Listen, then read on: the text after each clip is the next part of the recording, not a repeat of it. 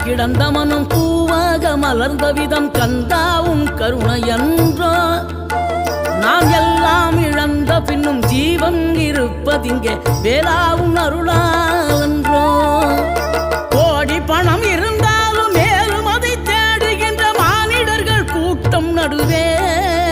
மனம் தேடி உனை திரிந்தபடி திருப்புகழை பாடும் என நாடி வந்து காத்த குரு